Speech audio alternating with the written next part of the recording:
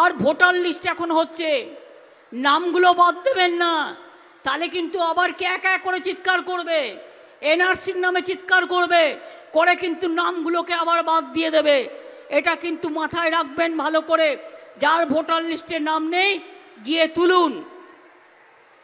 লক্ষ্মীর ভাণ্ডারে এখনো যার নাম ওঠেনি, এরকম যারা ইতিমধ্যেই সরাসরি মুখ্যমন্ত্রী এবং দুয়ারে সরকারের কাছে নাম লিখিয়েছেন, যারা এখনো পর্যন্ত পাননি, আগামী কয়েকদিনের মধ্যেই তাদের জন্য আমরা কিছু সুখবর ঘোষণা করব। আমাকে কয়েকটা দিন টাইম দিন। 2 হচ্ছে বার্ধক্য ভাতাও অনেকে আবেদন করেছে, কিন্তু কেন্দ্রীয় সরকার টাকা বন্ধ করে দিয়েছে। তা সত্ত্বেও আমরা আমাদের থেকে যতটা পারি আমরা ততটা মুখ্যমন্ত্রী, সরাসরি মুখ্যমন্ত্রী এবং দুয়ারে সরকারে যারা আবেদন করেছেন তাদের মধ্যে অনেকটাই আমরা করে দিতে পারবো। আর একটা পরিকল্পনা আজকে আমি অ্যানাউন্স করছি। আমি জানি সংখ্যালঘু ছেলে মেয়েদের জন্য আমি কিন্তু একটা বড় টেক্সটাইল হাব তৈরি করেছি মেটিয়াবুরুজে।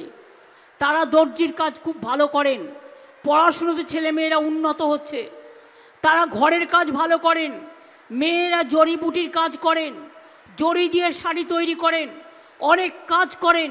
আমার সেলফ হেল্প গ্রুপের মেয়েরা আছে, সবচেয়ে বেশি সেলফ হেল্প গ্রুপ বাংলায় আছে এবং তাদের জন্য আমরা গর্বিত।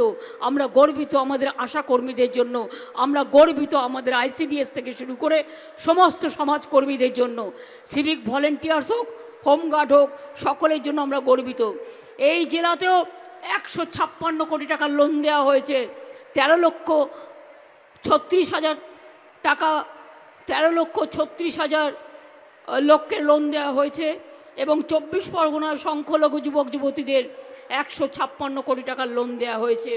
দেশের মধ্যে সংখ্যালঘু উন্নয়নে বাংলা রাজ্যে প্রথম, বাংলা কেন্দ্রে প্রথম, বাংলা সারা বিশ্বে প্রথম। এটা মাথায় রাখবেন, এটা আমাদের গর্ব। আমাদের এখানে কবরস্থান বলুন, শ্মশান বলুন, বেরিয়াল গ্রাউন্ড বলুন, জায়ের থান বলুন, মাঝি থান বলুন, তীর্থস্থান বলুন, সব জায়গাগুলোতে উন্নত করা হচ্ছে। আমি জানি আগে কিছু রাস্তা তৈরি করা হয়েছিল, কিছু ভেঙে গেছে বড় বড় গাড়ি চলার ফলে। এখানে প্রায় প্রায় ঝড় বৃষ্টি হয়, ঝড় জল হয়। সারা বাংলায় অনেক রাস্তা একটু গ্রামীণ রাস্তা। দেখুন, সব রাস্তা তো একসাথে করা যায় না। আমরা এর আগেও প্রায় 1 লক্ষের ওপর গ্রামীণ রাস্তা, শহরের রাস্তা মিলিয়ে করেছি। তাছাড়াও 2021-এ পথশ্রী আমরা চালু করি, যার মাধ্যমে 11,000 রাস্তা আমরা করেছিলাম। 2022-এ আমরা 22-23-এ আরও 12,000 গ্রামীণ রাস্তা তৈরি করেছিলাম। আর 2023-24-এ আমি আজকে ঘোষণা করছি আরও 12,000 গ্রামীণ রাস্তা আমরা তৈরি করবার জন্য 4,000 কোটি টাকার প্রকল্প হাতে নিয়েছি। খুব শীঘ্রই যারা আমাকে আবেদন করেছিলেন সরাসরি মুখ্যমন্ত্রীতে এবং দুয়ারে সরকারে, তার থেকে যেগুলো খুব জরুরি আমরা বেছে নিয়ে সেগুলো করছি।